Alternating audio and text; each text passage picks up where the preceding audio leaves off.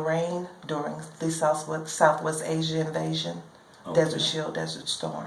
What was that time frame? 90s or early 2000s? It was 1991. It was 1991. We began our invasion in August of 1990, and my unit moved into the area late December 90.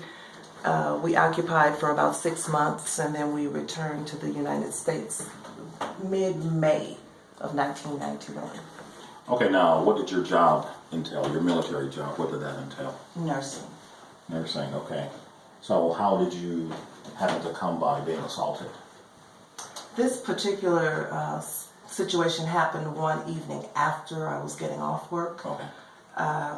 As I thought I was safe being on a military installation and only being surrounded by military individuals, other than being shot at, I felt relatively safe. Okay. I began walking home from where I was actually working in the emergency area of my field hospital, and somewhere between the hospital and my sleeping quarters, there this person was. How long was it a walk from your job to your barracks? Maybe about 5 minutes, no more than 6 minutes. What time of evening was this, or was it during the day? It was during the evening. It was actually early morning. The shift concluded at about 11:30.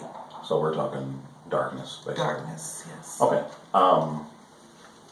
Wow. I really don't want to have you relive this, but we need to. Well, we don't need to, but we want to go down that road. Okay. As you were walking to your barracks and thinking that you were blanketed with safety, Yes. what happened? I heard the sand crunching beneath the boots of this assailant. And as I turned around to see what was making that noise, he was upon me. And he brought me down to the ground, and I began to yell, not realizing that where the assault took place was in the center of a generator field. If you know anything about generators, they're extremely loud. So your calls for help were drowned out. Exactly.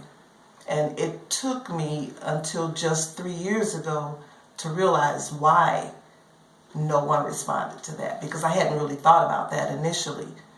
And at some point, I guess I froze up, and I may have thought that I was actually still screaming for help. Right. But I don't know, it was to no avail. My, this is very, very deep. I would assume you tried to fend off the assailant. Right. And to no avail. Exactly.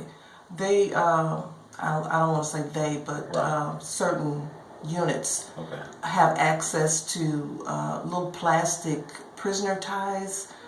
Zip ties? Though that's exactly Okay. what they are. Okay. That was what this person used to restrain me. Oh my goodness. Yes. And then after he completed his dealings, Okay. he stood up and said, "You can either keep your mouth quiet or this will be the last time you speak." And he had this knife in his hand, one of those little flip switch thingies where you push the button and it comes loose. Like a switchblade? Like a switchblade. Okay. And instead of cutting me, he cut the zip ties and walked away like nothing had happened. Now this was a serviceman? It was a service member. Did he yes. outrank you? No, he did not. Enlisted or? Enlisted. Okay. Okay. As I'm going to assume you were laying there trying to get control of your wits. Exactly. What was going through your mind at that moment, if you don't mind me asking? There were so many things going through my mind. The first thing was, this didn't just happen because I'm a soldier. Okay. And this doesn't happen to soldiers. So I'm trying to figure out what exactly just happened. Now, aren't you all trained in self-defense? We are. Extensively. We are. Extensively. This You was would my never think you'd dilemma. use this against your own brother. This is what the psychiatrist finally said to me. He said that you didn't fight him as thoroughly as you thought you did, Right. because he was wearing the same uniform you were wearing. And we're not trained to fight one another. Right. We're trained to fight the enemy. And it never entered your, I mean, I apologize if I'm coming across. No, you're fine. It never entered your mind at that time that he was an enemy of yours? Never. I don't know what kinds of thoughts. I can't even put the time frame into any reasonable order because it seems like it's happening in slow motion, but it couldn't have been more than a minute. Absolutely. That whole thing couldn't have happened over more than a minute. And it seemed, what, like hours? It seemed like forever. Forever. Yes. And then I thought that I'd laid on the ground trying to figure the whole thing out for another forever. Oh my God. 2 lifetimes. Okay. Did, at the conclusion, when you realized it was over for you, your emotional state of mind, did you cry? Did you yell? Were you angry? Were you just numb with all, totally numb? I mean, what was going on? Initially, there was the numbness, and I went back to my sleeping quarters, and I just got into the sleeping bag, fully clothed, and that was when the actual shock of the crying started. Before then, it was just the walk back, the numbness, as though you were outside of your body. Out of body, sir. Yes. Now, Could was you, the crying uncontrollable when you entered the barracks? Yes. Could you tell anyone at that moment? At that moment, no. No. I did that following morning, managed So to you go did to... report it? Yes. Okay. I did manage to go to the infirmary, and I had the test done. They did all of the testing that they possibly could with what they had. There were no quote-unquote rape kits available. No. But they had confirmed that you had been sexually assaulted? Yes. Confirmed. Absolutely. The report said that there was semen in the urine. Okay.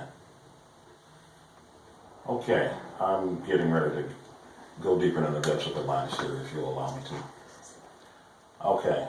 Did they ever try and dissuade you into thinking that you either made this up or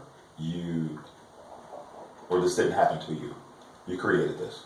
No. The only thing that I was told was that we were fighting a war and no one had time for this.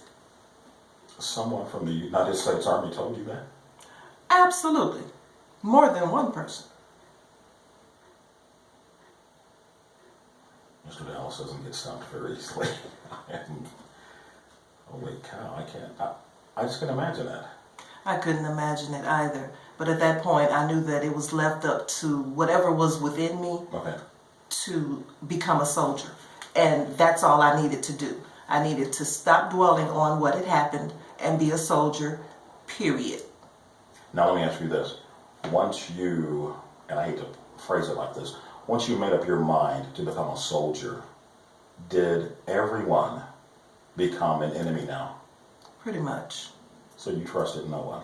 No one. Not I even didn't superior. start trusting people until... Your dissertation?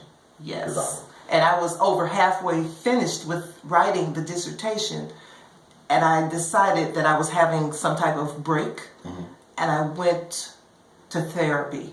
When you say break, you mean breakdown? Yes. Okay. So at that point, the psychologist that I was seeing confirmed that, yes, I was having a nervous breakdown. And it was because I had not addressed any of these issues. So we set out on a path to try to do that, to have me to redress, to understand what had happened to me, to allow myself to breathe again, to let go of the pain, the distrust, the hurt, because I held those things for years and years and years. What happened to the gentleman that assaulted you? Absolutely nothing. Did they find out who the gentleman was? Oh, they knew who he was. They knew exactly who he was. And nothing. This was not an unknown assailant. It was someone who had been seen for treatment in the emergency room that I was in charge of during that deployment. And this person decided, instead of going back to where they were supposed to be at that time, that they would linger. So part of this was that this was a perpetrated act. And you are a medical professional as well. Exactly. I am a medical professional, have been for over 30 years. Okay, when were you discharged from the Army? I was just discharged on the 6th of March 2015. I retired. So you have been serving in a reserve capacity? I've been serving both in a reserve and a regular Army capacity. Okay, this happened while you were in regular Army, correct? Yes. Okay, when did that regular Army tour end? That tour ended immediately when I returned to the United States because I was literally out of it. So, I mean, what Dissociation. This was 91. I didn't get actually officially discharged until 92 for that tour. Okay. But it was because I had been diagnosed with post-traumatic stress disorder and I could no longer function. Now, did they attribute the PTSD to you serving in the war or because of the assault? The combat. Wow. So the actual assault was just being sexually assaulted. swept under the Right. under The the sexual rug. assault was not addressed. And once the commander said, we're not dealing with that, I left it alone And became a soldier. and became a soldier. That's it. What was his rank, the commander? It's a colonel. Bird? Yes. Holy cow. I think we need to take a break. It's 5:39 here.